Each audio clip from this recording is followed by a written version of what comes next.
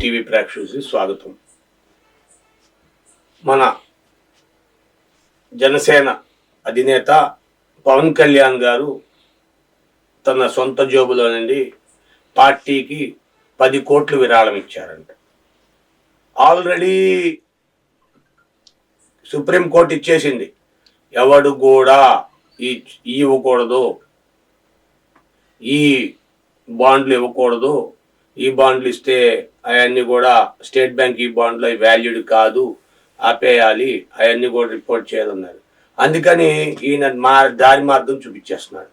డైరెక్ట్గా ఆయన సొంత డబ్బులు పాకెట్లను తీసి ఇచ్చేసినట్టుగా. ఎవరిచ్చారో తెలియదు, ఏం చేశారో తెలియదు. నాగబాబు అక్కడి నుండి అంతకుముందు ఆయన అల్లు అర్జున్ వాళ్ళ ఫాదర్, ఆయన పేరేంటి,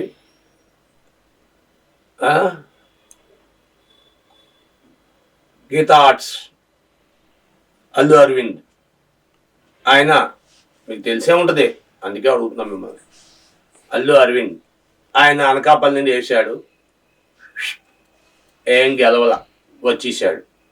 అక్కడి నుండి ఈసారి మన చంద్రబాబు నాయుడుకి పొత్తులో ఉన్న మన మహా మనిషి, మన ప్రీతమ పవన్ కళ్యాణ్ పవర్ స్టార్, మరి ఈయన పవర్ ఇస్తాడేమో, అనకాపల్లి నుండి ఆయన్ని కేటాయించారు.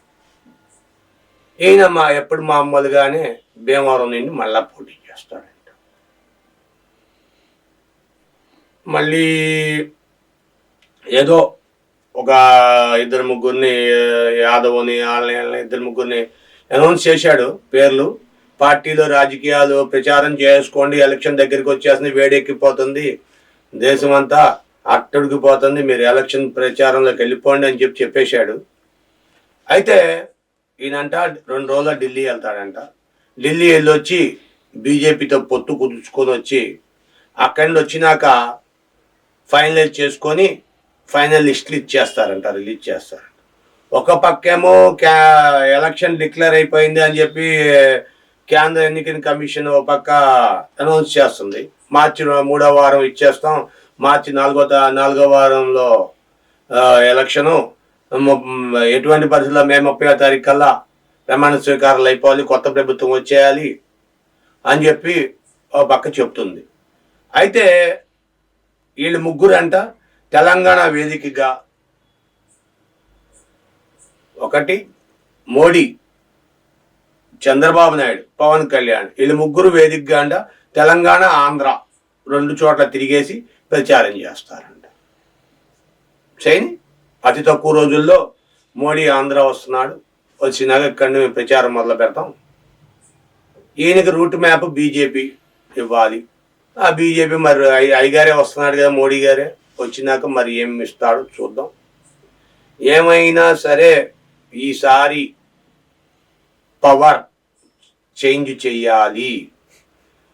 ఎప్పుడు కూడా మన ఆంధ్రాకి ఒకసారి ఇచ్చిన ముఖ్యమంత్రిని, పార్టీని ఒక ఛాన్సు మళ్ళా ఇవ్వరు.